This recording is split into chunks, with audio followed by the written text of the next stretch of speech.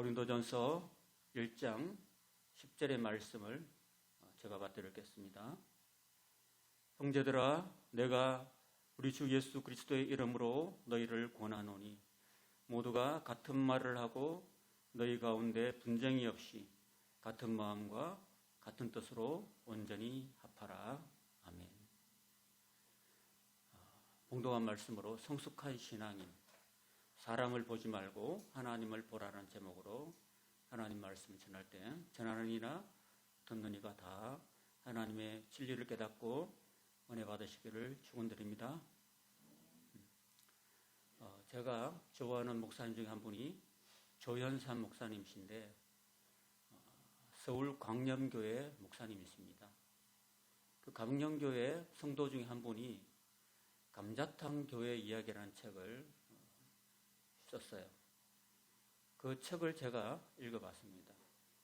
감자탕 교회가 아니고 그 교회 건물이 1층에 감자탕 집이 있어가지고 사람들이 그 교회 서울 광염교회를 그렇게 부르지 않고 그 밑에 감자탕이 유명해가지고 감자탕 교회라고 이렇게 불렀다는 겁니다.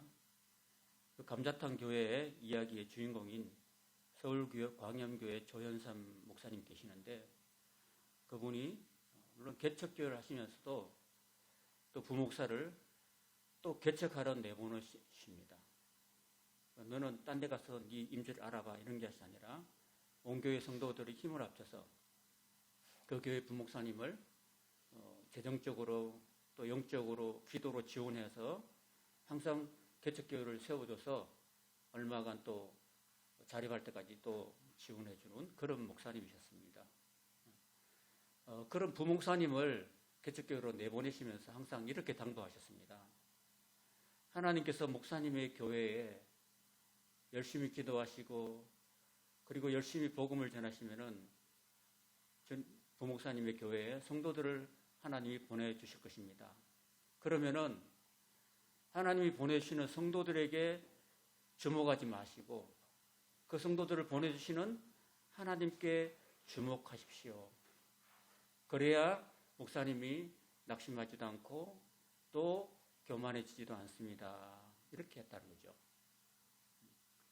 오늘 이 고린도 교회의 1장에 보면은 하나님께서 이 세상의 지혜를 맞추시고 그리고 세상의 미련한 자와 약한 자를 세워서 강한 자와 지혜 있는 자를 그렇게 하신다고 말씀하십니다. 그러므로 교회는 사람을 따라가거나 사람을 자랑해서는 안 됩니다. 그렇게 되면은 주님은 가려지고 하나님의 영광은 가려지고 사람이 앞에 전면에 와서 사람이 하나님의 영광을 가릴 수밖에 없기 때문입니다. 오직 우리가 자랑하고 의지하고 따라가야 될 분은 하나님이고 예수 그리스도라는 것을 우리에게 가르쳐 주십니다. 성숙한 신앙인은 사람을 보지 않고 하나님을 봅니다. 오늘 새벽에 축구를 했어요. 영국 프리미어 리그에서 우리나라에서 그동안 7게임째 한 골도 못 넣은 손흥민 선수가 있잖아요. 오늘 3골을 몰아쳐서 한 20분 동안에 해트트릭을 달성했습니다. 여러분, 축구를 잘할 수 있는 비결은요, 공을 따라가면 안 됩니다. 뭘 따라가야 돼요? 공을 따라가는 게 아니라 그 선수를 따라가야 되는 거죠. 공을 따라가면 맨날 이 하급 선수죠. 우리 신앙인이 축구 선수라면은 우리는 사람을 따라가면 안 되고 바로 하나님을 따라가야 될 줄로 믿습니다. 오늘 이 고린도전서 1장에는 바로 그러한 이야기를 우리에게 분명하게 말씀해 주십니다. 지난번까지 사도행전 19장의 1절에서 20절까지 말씀을 드렸습니다. 그럼 왜 갑자기 사도행전 19장을 하다가 또 고린도로 왔느냐? 다 이유가 있습니다. 이 3차 전도 여행 당시에 이 바울이 이 윗지방 갈라디아와 그루기아 윗지방에서 에베소로 건너오게 되었습니다. 그때 에베소에서 잠시 사역했던 아볼로 목사님이 이 고린도 교회에 목사님이 없다는 소식을 듣고 고린도 교회로 건너가서 고린도 교회를 목회하였습니다. 그 가운데 3년이 지나면서 바울은 날마다 두란노 서원에서, 에베소에 있는 두란노 서원에서 하나님 말씀을, 복음을 전하여 가르쳤습니다. 날마다 2년 동안 그렇게 가르치니까 이 에베소에는 놀라운 하나님의 능력이 나타났습니다. 귀신이 떠나가고 질병이 떠나가고 많은 마법사들이 하나님께로 돌아오고 그 마법책을 다 모아가지고 불살라버리는 그런 놀라운 기적의 역사가, 회심의 역사가, 회개의 역사가 나타난 반면 이 바다 건너 에게를 건너서 이 고린도에 가 있던 이 아볼로가 있었던 고린도 교회는 여러 가지 분쟁이 생기고 문제와 어려움이 발생하게 되었습니다. 그래서 한편 교회는 막 부흥하고 성장하고 은혜로운 경험 반면에 이 반대쪽에 있는 고린도 교회는 문제가 10가지나 생겨가지고 정말 힘든 상황이었습니다. 여러분들은 어떻게 생각하시는지 모르겠습니다. 왜 한쪽 교회는 은혜롭고 부흥하고 성장하는 반면에 왜 한쪽 교회는 어려움이 닥치고 분쟁이 생기고 교회 안에 여러 가지 골치 아픈 일이 많아가지고 그렇게 됐을까? 여러분 한번 생각해 보시기 바랍니다. 우리 교회는 아직 크지 않아서 그런 일이 많이 없는데요. 교회가 한 100명 넘어가고 200명 넘어가고 1000명이 넘어가고 교회가 커지면 커질수록 사람들이 다양하기 때문에 정말 어려움과 문제가 많이 생겨납니다. 똑같은 사람이 이 세상에 한 사람도 없죠. 그처럼 교회도 사람이 많을수록 여러 가지 문제가 많이 발생하게 됐다는 겁니다. 그래서 이 고린도에서 글로에라는 사람이 이 배를 타고 에베소로 건너와가지고 바울에게 와서 바울 목사님, 우리 교회가 지금 말이 아닙니다. 목사님이 떠나고 난 다음에 교회에 이렇게 이런저런 어려움이 많이 생겨서 너무 힘듭니다. 라고 와서 이야기를 해주었습니다. 그뿐만 아니라 이 고린도 교회에서 목회하시던 아볼로 목사님이 너무너무 힘들고 어려워서 그냥 목회를 사임해버렸습니다. 번아웃이 돼버렸어요. 아무리 여러분 주 안에서 하나 됩시다. 주 안에서 우리 딴 뜻을 품지 맙시다. 이렇게 권면해도 사람들이 다 그냥 자기 주장을 하고 나는 바울에게, 나는 아볼로에게, 나는 게바에게, 나는 그리스도에게 속했다고 하면서 다 각자가 자기 팔을 자기 흔들고 있어가지고 너무 교회가 어려워서 마침내 목회를 사임하고 바울에게 건너온 일이 생기면서 바울이 고린도에 정말 편지를 보내게 되는 그런 형편이 되었다는 것입니다. 그래서 보낸 편지가 고린도 전서입니다. 사실 고린도 전서 이전에 고린도 전서 5장 9절에 보면은 내가 너희에게 쓴 편지라고 기록했습니다. 그러니까 고린도 전서보다도 고린도 전전서가 있었던 거예요. 그 3년 사이에 이 에베소와 고린도 사이에 바울과 고린도 교회 사이에 편지가 여러 차례 왔습니다. 왔다 갔다 했는데 지금 남아있는 책은 고린도 전전서 이런 것들은 다 사라졌습니다. 분실되고 없어져 버렸기 때문에 이 성경에 들어오지 못했어요. 그래서 이 고린도 전서가 남아서 성경에 들어왔다는 것입니다. 자, 그런 상황에서 주고받던 편지가 고린도 전서인데 1장 1절부터 보면은 하나님의 뜻을 따라서 그리스도 예수의 사도로 부르심을 받은 바울과 이 바울이 고린도 교회를 처음 개척했던 분이에요. 그 다음에 형제 소스데네가 공동 저자로 나와 있습니다. 이 소스데네는 처음으로 등장하는 사람인데 소스데네는 누구냐 하면은 우리가 지난번에 지난 주일날 제가 이 소스데네를 말씀드렸어요.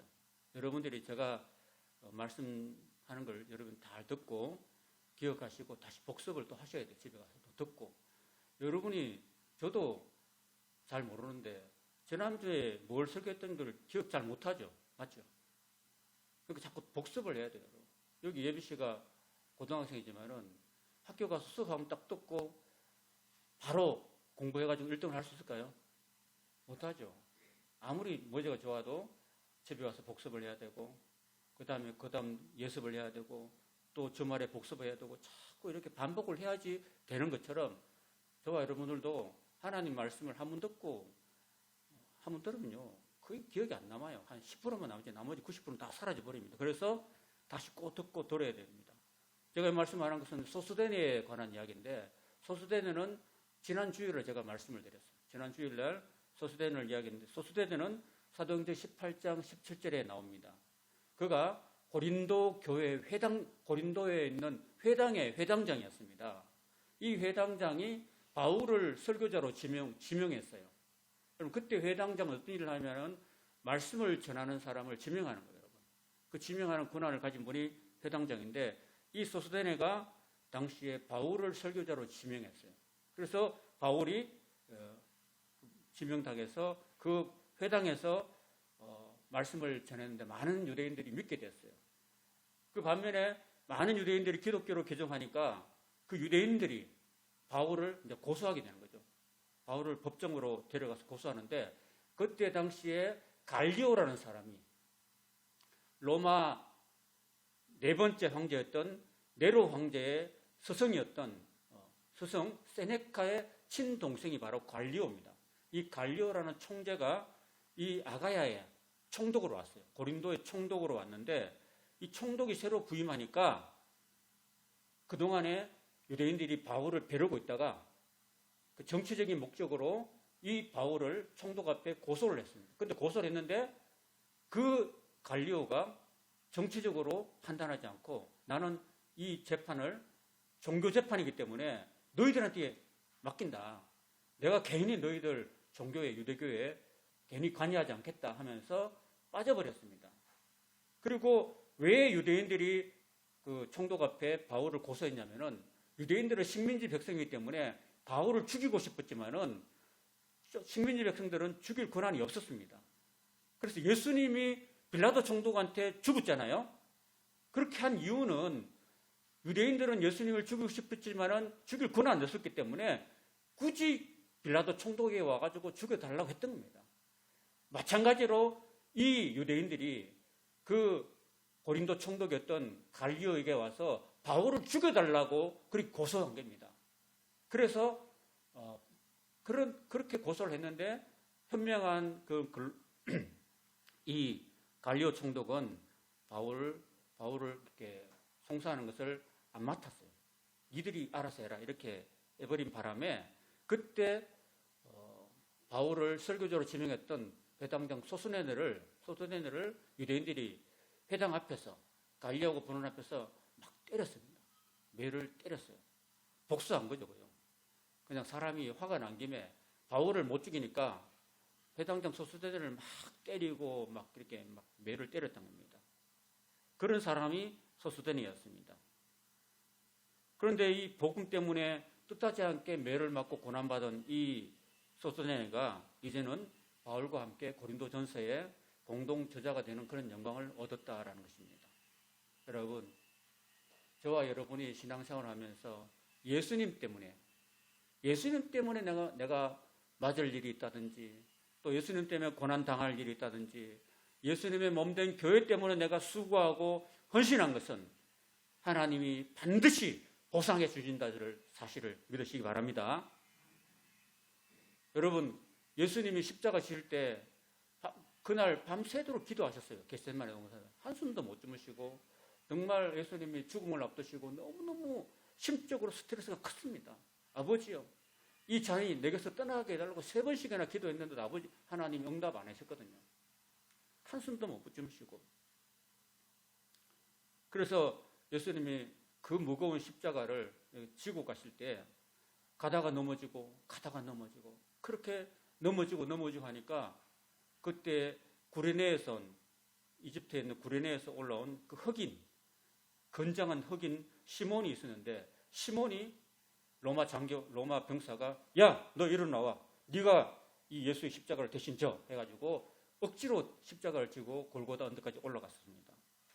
그런데 이 시몬이 억지로 예수님의 십자가를 지고 올라갔지만은 주님께서는 그걸 기억하시고 그 구레네 집안을 믿음의 가문으로 복주셨습니다.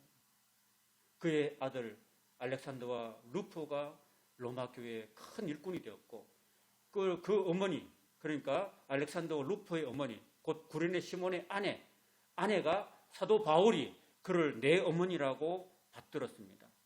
그 정도로 초대교회에 하나님께서 이 구레네 시몬의 가정을 복 주셨다는 것입니다.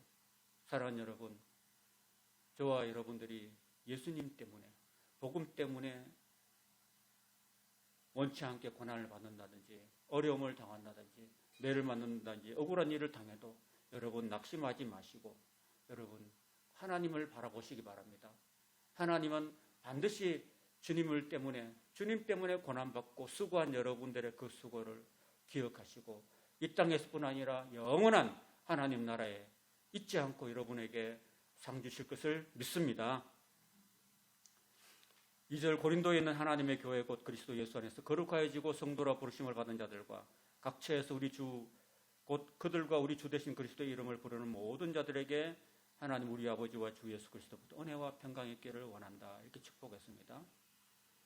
그리스도 예수 안에서 너희에게 주신 하나님 은혜로 말미암아 내가 너희를 위하여 항상 하나님께 감사하노니 이는 너희가 그 안에서 모든 일 곧 모든 언변과 모든 지식에 풍족하였다 그랬습니다. 여러분 이 말을 한 이유가 있어요. 그 모든 언변과 지식에 풍족했다. 그거는 바로 아볼로 목사님의 영향이었습니다. 여러분 제가 아볼로 목사님에 대해서 말씀을 드렸는데 아볼로 목사님은 그 수사학이 발달했던 알렉산드리아 출신이었습니다. 그래서 굉장히 구변이 좋고 언변이 좋고 그리고 모든 지식에 뛰어나고 풍족했기 때문에 아볼로 목사님의 영향을 받았기 때문에 고린도 교인들이 언변과 모든 지식에 풍족했다라는 것입니다. 성도는 목회자의 영향을 받기 마련이에요. 제가 지난 8월 28일에 저 아내와 함께 우리 개척교회 목회자들 세미나를 제주 법한동에 있는 법한교회 월드컵 축구장 옆에 있는 그 법한교회 가서 신관식 목사님의 그 강의를 들었는데 신관식 목사님이 어떤 목회를 하시냐면은 그가 2번 정도의 세미나를 참석했는데 그 세미나에서 큐티를 한다고 들었습니다. 큐티. 새벽 기도 마치고 난 다음에 9시 출근할 때까지 새벽 기도를 5시에 하는데 새벽 5시에 하는데 새벽 기도를 30분에서 1시간 드리고 난 다음에 대부분의 목사님들이 다시 잠을 자요. 근데 이분은 잠을 자지 않고 그 시간에 출근한 2-3시간 동안에 큐티를 하는 거예요. 큐티라는 것은 조용한 시간, 콰이어트 타임인데 조용한 시간 동안에 하나님 말씀을 묵상하는 거예요. 생명의 말씀사에 나오는 그 큐티집이 있고 매일 성경이라는 큐티집도 있는데 그걸 가지고 성도들과 더불어서 맨날 큐티를 하는 거예요. 그 말씀 가지고 새벽 기도를 하고 그 말씀 가지고 주일 설교를 하고 그렇게 해서 큐티 목회를 지금까지 약 30여 년에 걸쳐서 해오셨다고 합니다. 그러니까 목회자의 어떤 목회 스타일이 성도들에게 그대로 영향이 가는 거예요. 저는 어떤 목사 같아요? 저는 성경을 여기 했다 저기 했다 설교한 게 아니라 창세기부터 요한계시록까지 역사순, 시대순으로 이렇게 설교하는 그런 목회들을 하고 있거든요. 그래서 저와 여러분이 더불어서 한 4-5년 동안 같이 있으면은 창세기부터 요한계시록까지 여러분이 다 이렇게 한번 볼 수 있는 거예요. 그런 목회를 제가 하고 있습니다. 자, 그리스도의 증거가 너희 중에 견고하게 되어 너희가 모든 은사의 부족함이 없이 우리 주 예수 그리스도의 나타나심을 기다림이라. 주께서 너희를 우리 주 예수 그리스도의 날에 책망할 것이 없는 자로 끝까지 견고하게 하시리라. 우리 주 예수 그리스도의 날이라는 것은 예수님의 재림하는 날입니다. 여러분 예수님 재림 아직 안 하셨죠? 아직 안 했는데도 초대교회 때 사도 바울이가 고린도 교회들은 아마도 예수님이 곧 재림하실 것이다 라는 그런 희망이 있었습니다. 그래서 이런 말씀을 하는 거죠. 그러나 예수님은 그 재림을 지연시키고 또 지연시켜가지고 지금까지도 지연시키고 있는 중이에요.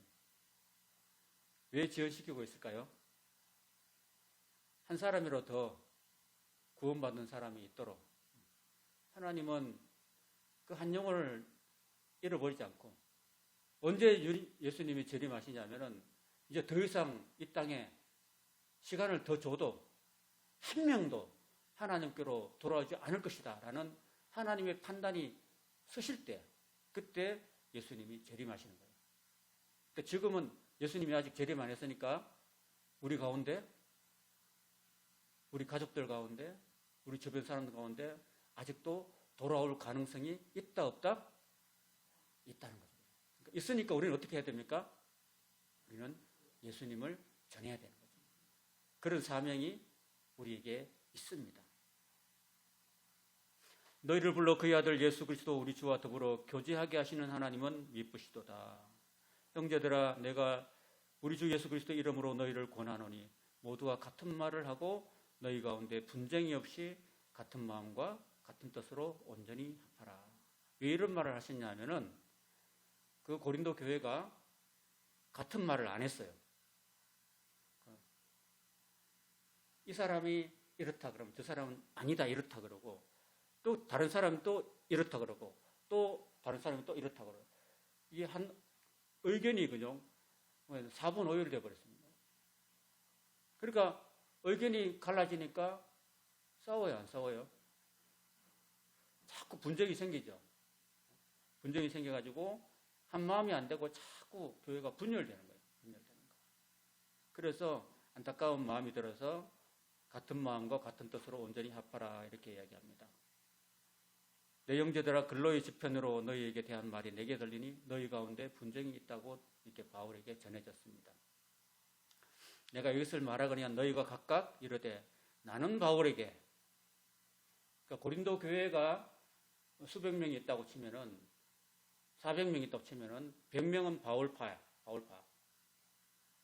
100명은 바울을 따르는 사람이고, 또 100명은 아볼로 목사님을 따르는 사람이고, 또 100명은 게바는 베드로예요, 베드로. 아마 베드로가 아마 이 고린도 교회 한번 왔지 않는가. 안 온 사람을 따르진 않겠죠. 게바들 따르고, 야, 바울도 사람이고 아볼로도 사람이고 게바도 사람인데 우리는 그리스도파다, 우리는 예수파다 하면서 또 예수파가 또 생겨가지고 그 교회가 4분 5일이 되었다는 것입니다. 여러분, 고린도 교회는요, 사도 바울이 그 어린 교회라고 이야기하고 있어요. 여러분, 어린아이한테는 밥을 먹이면 안 되죠. 금방 태어난 어린아이는 뭘 먹여야 돼요? 엄마 젖을 먹여야 되죠. 금방 태어난 아이한테 밥을 먹이면 이빨도 없는데 어떻게 씹겠어요? 그죠? 소화도 안 되고, 안 되겠죠. 그래서 사도 바울이 이 어린 고린도 교회를 향해서 어린아이 신앙을 가졌다고 이야기하고 있습니다. 초보 신앙을 가진 거죠. 여러분, 누구나 교회에 처음 오고 믿음을 처음 가진 사람은 하나님을 봅니까? 사람을 봅니까? 예? 하나님 봐요? 사람 보지, 사람. 그죠? 사람은 눈에 보이고 하나님은 눈에 안 보이죠. 그 교회 처음 와가지고는요, 자꾸 사람을 따라가요. 나를 인도한 사람을 자꾸 의지하고, 또 목사님을 자꾸 의지하고, 하나님께 기도해야 되는데 자꾸 사람을 의지하고 목사님을 의지하는 거예요. 이런 사람은 초보 신앙이네요. 그래서 고린도 교인들이 다 이제 자기를 전도한 그 바울 목사님을 막 따라가는 사람들이 많았고, 또 아볼로 목사님의 기도 헌칠하고 말솜씨도 좋고, 그리고 지식이 많아요. 아는 게 많아. 그러니까 또 젊은 성도들은 다 아볼로 목사님을 추앙하면서 나는 아볼로 목사님 파야, 나는 아볼로 파야, 이렇게 얘기했다는 겁니다. 이런 것들이 다 초보 신앙이죠. 그래서 나는 바울에게, 나는 아볼로에게, 나는 게바에게 이렇게 하면서 교회가 분파가 나눠지고 그냥 서로 싸우게 됐던 겁니다. 그래서 바울은 이것이 옳지 않으며 사람보다 하나님을 바라보는 성숙한 신앙이 되라고 우리에게 권면해 주십니다. 이런 말씀하십니다. 그리스도께서 어찌 나뉘었느냐? 바울이 너희를 위해 십자가에 못 박혔느냐? 예수님이 십자가에 못 박혔지 바울이 박힌 거 아니다. 그러니까 바울 아무것도 아니야. 나 아무것도 아니야. 나 믿으면 안 돼. 나 따르면 안 돼. 이렇게 이야기하고 있는 거예요. 나는 그리스도와 가위에는 아무한테도 세례를 베풀지 않은 것을 감사한다. 그 세례 베풀었다고 해서 야 나는 바울 목사님에게 세례를 받았어. 나는 바울파야. 이렇게 하지 말라는 거예요. 나는 아무도 나의 이름으로 세례를 받았다 말하지 못하게 하려 함이라. 내가 또한 스데바나 집사람에게 세례를 베풀고 그 외에는 아무한테도 세례를 베풀지 않았다. 그랬습니다. 그리스도께서 나를 보내시면 세례를 베풀게 하는 게 아니고 복음을 전하게 한다는 것이다. 이렇게 이야기를 하고 있습니다. 자, 이렇게 쭉 이야기가 이어지고 있는데 중요한 것은 바울이 지금 고린도서 1장에서 중요하게 이야기하는 건 뭐냐면은 사람이라는 것은 정말 유한한 존재고 사람은 우리가 바라볼 될 존재가 아니라는 이야기를 지금 하고 있는 거예요. 그러면서 지혜 있는 자가 어디 있느냐? 선비가 어디 있느냐? 이 시대에 말 잘하는 변론가가 어디 있냐?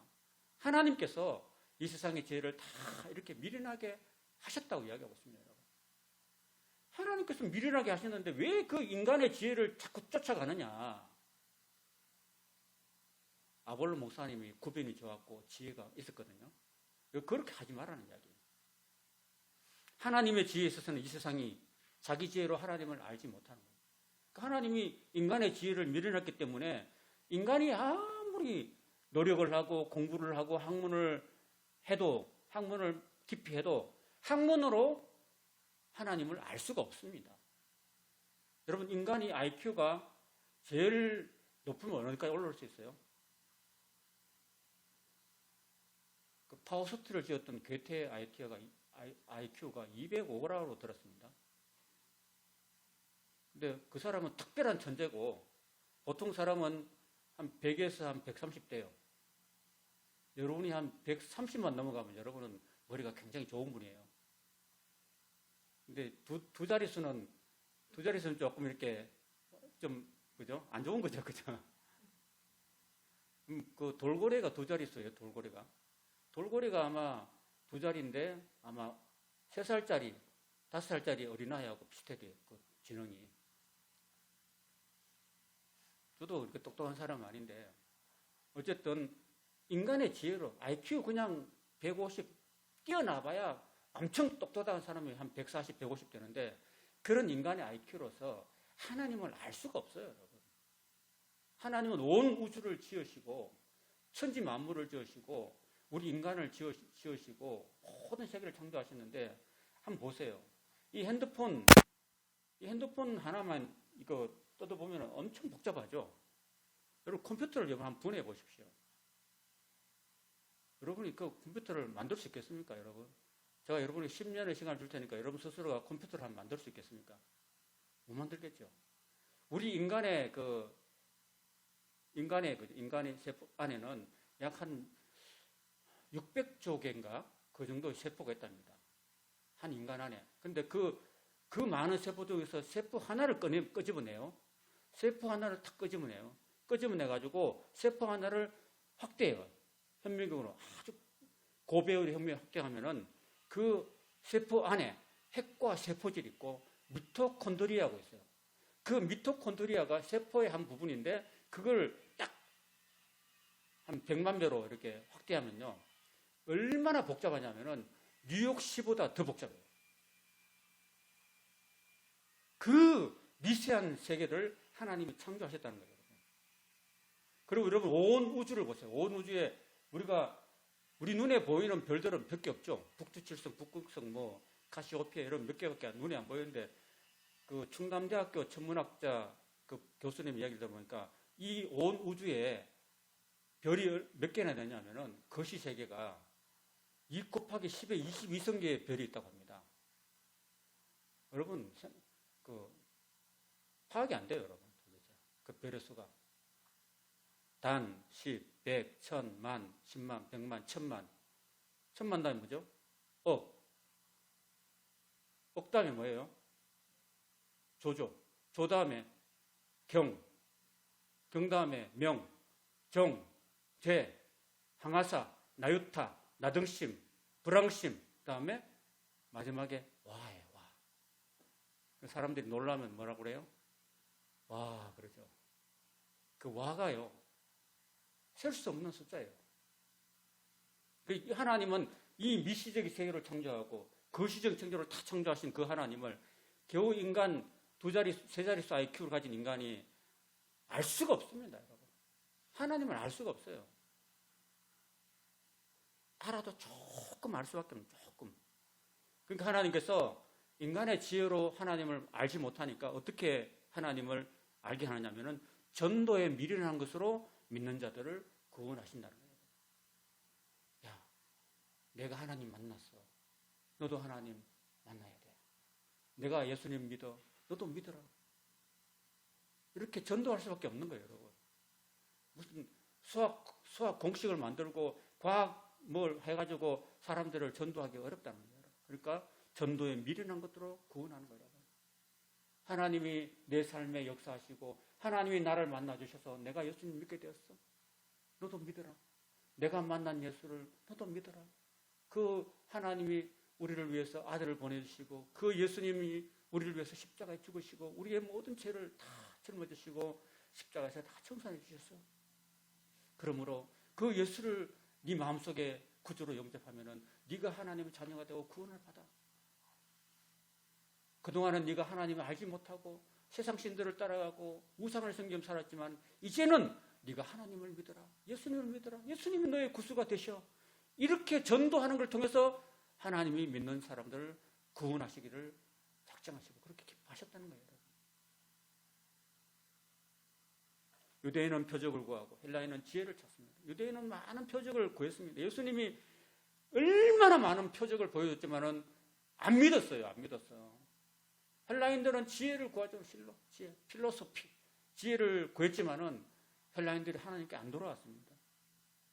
우리는 십자가에 못 박히신 그리스도를 전하니 유대인한테는 거리끼는 것이고 헬라인한테는 미련한 것이로되 오직 부르심을 받은 자들에게는 유대인이나 헬라인이나 그리스도는 하나님의 능력이요 하나님의 지혜라고 말씀합니다. 여러분, 예수를 믿은 게 축복인 줄로 아십시오. 믿음은 하나님의 선물이고 또 믿음은 모든 사람의 것이 아닙니다. 하나님의 선물이요. 우리가 예수를 믿는 거 우리가 잘나서 믿은 거 아닙니다. 우리가 하나님께 은총을 받았기 때문에 하나님께 택함을 받았기 때문에 우리가 믿는 거죠. 하나님의 어리석음이 사람의 지혜로움보다 사람보다 지혜롭고 하나님의 약하심이 사람보다 강하다고 말합니다. 그러면서 이렇게 바울은 이렇게 말합니다. 형제들아, 예수 믿는 사람들 한번 봐봐. 육체를 따라서 지혜 있는 자가 안 많아. 여러분, 물론 똑똑한 사람도 예수 믿어요. 그렇지만 대부분의 좀 덜 똑똑한 사람이 예수를 믿어요. 이런 말씀하면 좀 여러분 자존심 상할지도 모르겠지만 그러세요. 믿는 사람 중에 문벌 좋은 사례가 많지 않대요. 많지 않다는 말은 없단 말입니까? 적단 말입니까? 적다는 말이죠. 그러니까 똑똑한 사람이 있긴 있어요. 사도 바울은 엄청 똑똑했죠. 사도 바울은 가말리알 문화에서 배웠던 소위 말해서 하바드 출신이에요. 하바드 출신.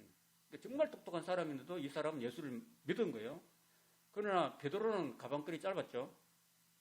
그 예수님 12 제자들 보면은 뭐 세리 마태 빼고는 대부분 다 이렇게 뭐 고기나 잡고 뭐 대학교 졸업장도 없고 그저 초등학교 나와가지고 그냥 물고기만 잡던 그런 사람들이었어요. 그러니까 문물 좋은 사람 별로 없어요, 여러분. 그렇게 하신 이유가 있어요. 이렇게 하나님께서 안 똑똑한 사람, 세상에 미련한 것들, 지혜 없는 사람들, 약한 것들을 택하셔서 강한 것들, 지혜 있는 사람들을 부끄럽게 하시려고 그렇게 하셨다는 거예요. 그러니까 하나님이 기뻐하시는 건 뭐냐 하면은 하나님은 겸손한 사람들, 연약한 사람들, 부족한 사람들, 지혜가 부족한 사람, 이런 사람들을 하나님의 사랑의 품 안으로 품어주셔가지고 세상에서 잘 나가고 똑똑하고 권세 높고 지혜로운 사람들을 부끄럽게 하시려고 그렇게 하셨다는 거예요. 그러니까 결론은 뭐예요? 사람을 자랑하면 안 된다는 거예요, 여러분. 교회가 목회자가 있어요. 목회자가 있다면은 저희 교회는 제가 목사님 한 사람이지만 여기에 영락교회 가면 목사님들이 많아요. 담임 목사님 계시죠. 부목사님 계시죠. 전도사님 계시죠. 교육전사님 계시죠. 많아요. 그럼 성도들이 골라요. 나는 누구 타입인가 해가지고 나는 담임 목사파야. 나는 부목사파야. 이렇게 나눠줄 수 있는데 그렇게 하면 안 된다는 거예요. 사람은 결코 하나님 앞에서 자랑할 존재, 자랑했어도 안 되는 존재예요. 이는 아무 육체도, 29절 같이 따라합시다. 시작. 이는 아무 육체도 하나님 앞에서 자랑하지 못하게 하려 하심이라. 그리고 교회는 사람을 따라가면 안 되고 사람을 자랑해서도 안 돼요. 여러분, 사람은 다 부족해요. 그죠? 그러니까 여러분, 제가 목사라도 부족한 게 있어요. 또 어떤 성도들은 목사님한테 실망해가지고 교회를 떠나가는 사람도 더러 있어요. 목사가 완벽하지 않죠. 그죠? 목사도 제일 부족한 사람 중에서 하나님께 주의 종으로 부름받은 사람인데 목사를 바라보고 목사한테 실망하면 안 되는 거죠. 그러니까 여러분, 사람 보지 마시고 하나님을 바라보시고 또 사람을 보다가 낙심하거나 또 그런 일이 있으면 오히려 불쌍히 여겨주시고 기도해 주시기를 부탁을 드립니다. 제가 옛날에 어떤 기도원에 가서 보니까 그 목사님인데 담배를 피워요. 옛날 그 습성이 있어가지고, 여러분, 목회자는 술, 담배 하면 안 되죠. 그죠? 스님들은 술, 담배 하는지 모르겠습니다만, 목회자들은 우리 개신교가, 우리 교회, 한국교회 들어오면서 그 술, 담배를 금했어요.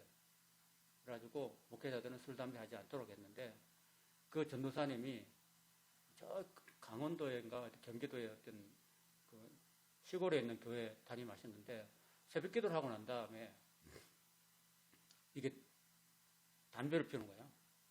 그래서 새벽 기도를 하고 난 다음에 화장실이 바깥에 있어요. 교회 마당 바깥에 있어가지고 이제 새벽 기도를 하고 난 다음에 성도들이 다 간 줄 알고 이 전도사님이 다 간 걸 확인하고 화장실 들어가서 담배를 뿜뿜 피우고 있어요. 담배 피우면은 냄새가 나고 연기가 오르죠. 근데 권사님 한 분이 뭘 놔두고 왔어, 교회. 권사님은 놔두고 다시 교회로 왔는데 화장실에서 연기가 막 모락모락하고 담배 냄새가 나는 거야. 근데 교회 화장실 누가 담배를 피우고 저기 연기 나지? 하고 딱 봤는데 살짝 이렇게 봤어요. 보니까 전도사님이 그냥 깜짝 놀라요. 검도사님이 담배를 피우고 나오고.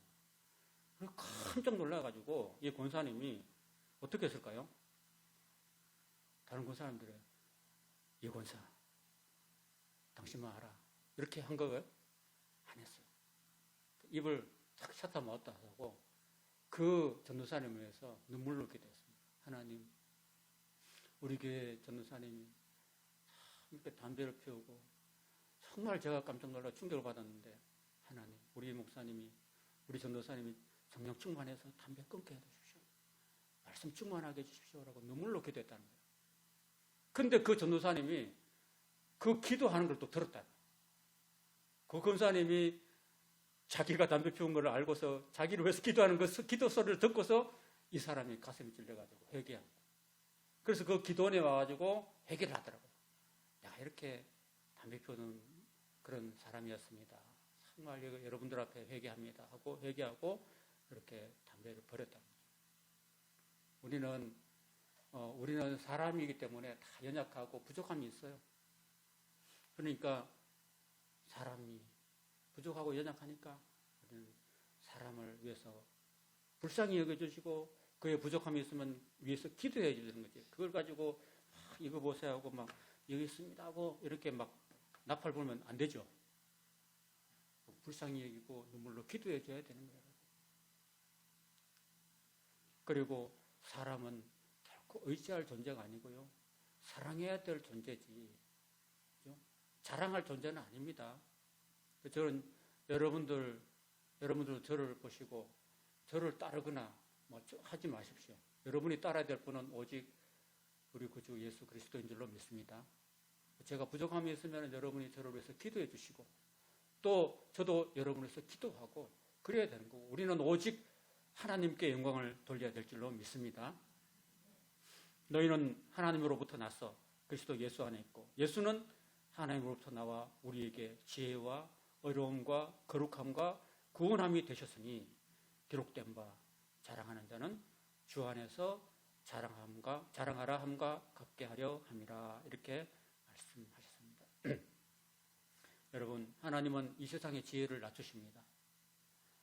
그리고 이 세상에 약한 자와 미련한 자를 세우시고 강한 자와 지혜 있는 자를 낮추시고 부끄럽게 하십니다.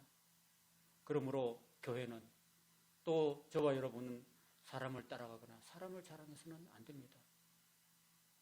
우리는 오직 우리 구주 되신 예수 그리스도를 따라가고 그 예수님을 의지하고 그분을 높이고 그분을 자랑하며 그분 뜻대로 순종하며 살아야 될 줄로 믿습니다. 그럴 때 교회가 하나 되고 또 평안할 줄로 믿습니다. 그런 은혜가 저와 여러분과 우리 교회에 있기를 축원드립니다. 아멘.